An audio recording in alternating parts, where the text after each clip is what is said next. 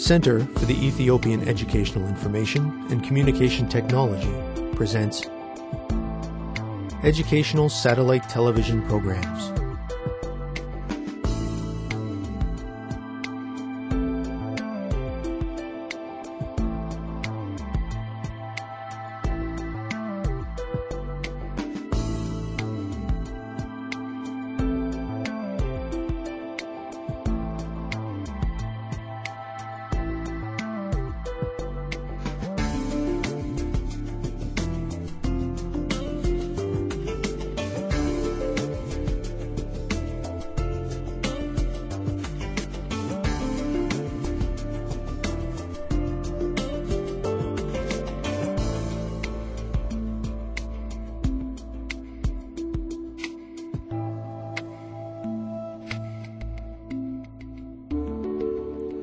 Hello, teacher. Hello, students. Welcome to today's lesson on matrices. Last time, we learned what a matrix is and how to identify its elements and type. Today, we will discover how to use them to solve problems. If you are ready, we will begin. First, let us see how to combine two matrices together. If we have two matrices that we call A and B, their formulas would look like this. Then we find the sum of A and B by adding the corresponding elements. In the same way, we can find the difference between A and B by subtracting the corresponding elements. We will put this knowledge to use now with an example. We see here two different matrices. If we wish to add them together, all we have to do is add each element to its corresponding element. For example, element A11 has a value of 1, and element B11 has a value of 4. Added together, the sums of the two 1-1 elements must be 5. We can repeat these steps for the other elements to find out the sum of the matrices. The results should look like this. As you can see, we can use exactly the same steps to find the difference of the matrices as well. We should note that matrices cannot be added or subtracted if they have a different number of rows or columns. Now, let us turn our attention to multiplying a matrix by a scalar. When we are calculating matrices, a real number is called a scalar. It is called this because it can alter the scale of the matrix. If A is our given matrix and R is a scalar, then RA is a matrix obtained from A by multiplying each element of the scalar. In other words, if the first element of the matrix is 2 and the scalar is 3, then the product must be 6. Now, I will let you try. Let us say that Adamitu has purchased some packages of pencils, pens, paper, and staples from a shop. It is shown by this matrix.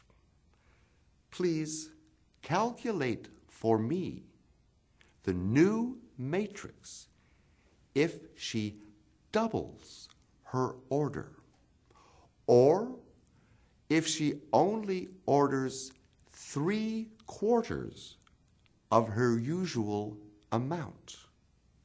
Please go ahead, students. Students, let's get ready.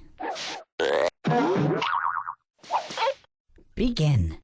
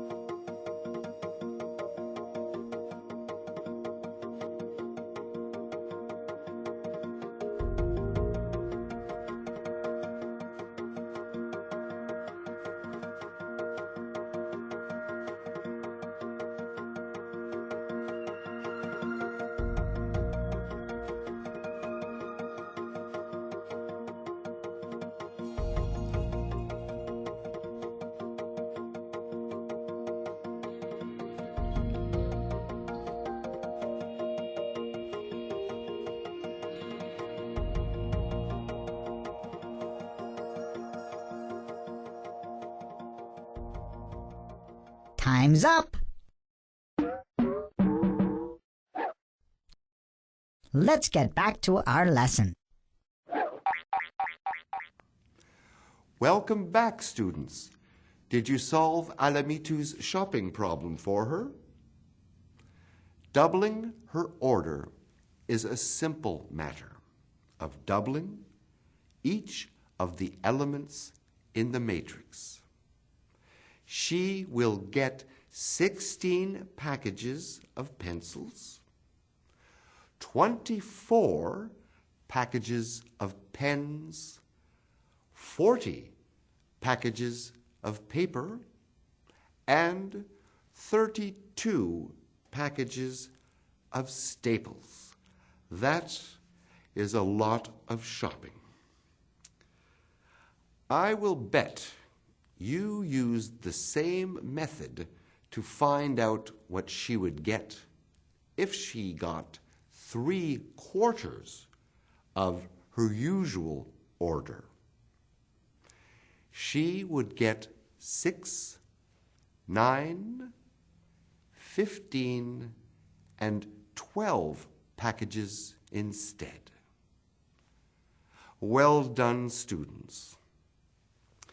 Now let us study the multiplication of matrices. In general, we follow this definition.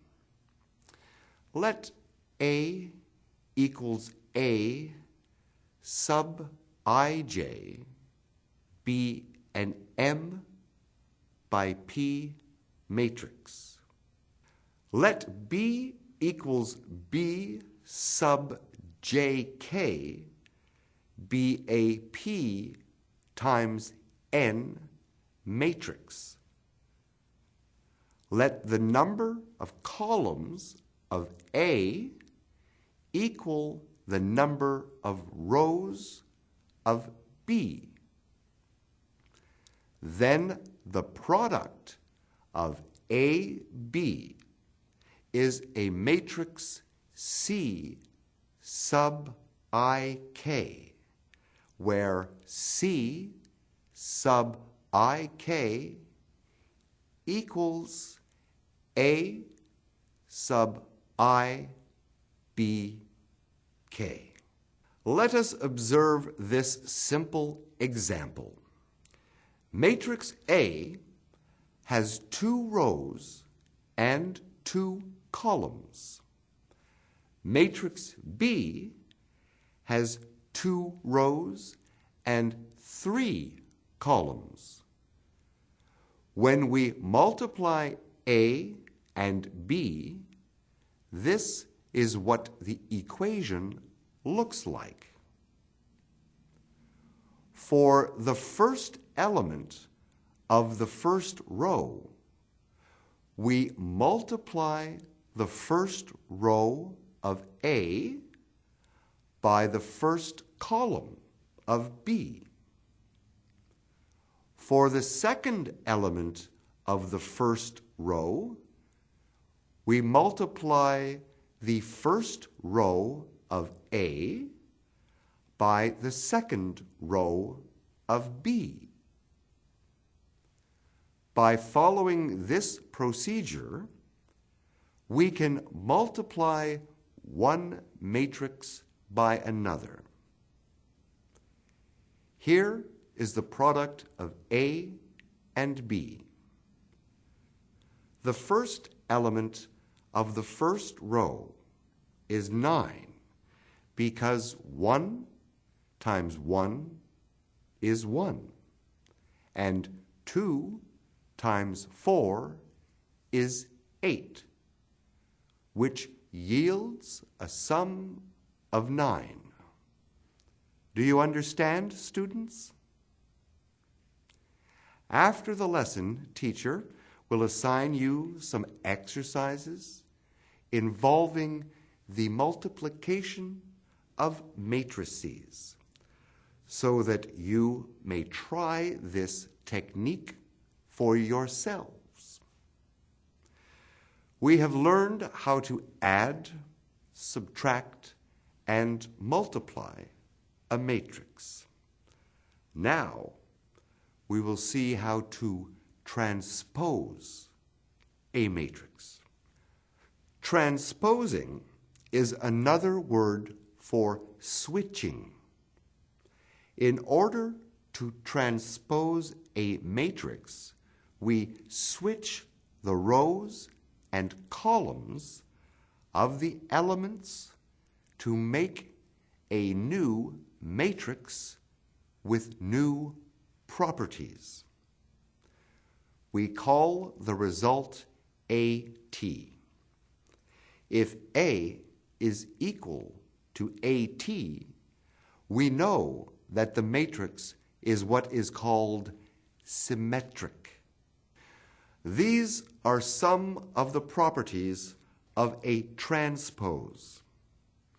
Please note them carefully, because they will be useful rules when solving transposition problems you will be solving next. Let us apply our new knowledge to this problem. Given these two matrices, please find the sum of A plus AT and B plus BT. Students, let's get ready. Begin.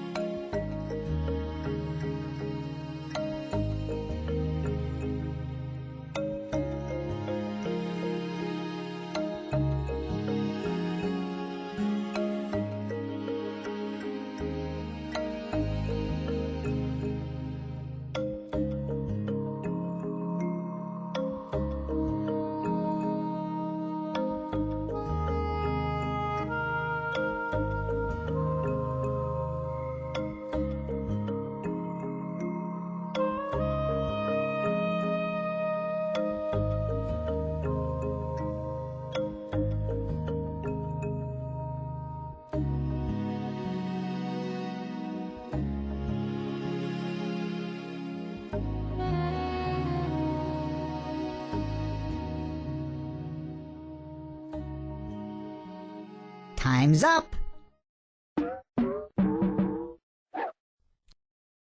Let's get back to our lesson. Welcome back, students. I hope your first transposition went well. Here is what the two matrices look like when added with their own transpositions. 9 plus 9 equals 18. 5 plus 4 is 9. So the first rank is 18/9. 4 plus 5 is 9. 3 plus 3 is 6.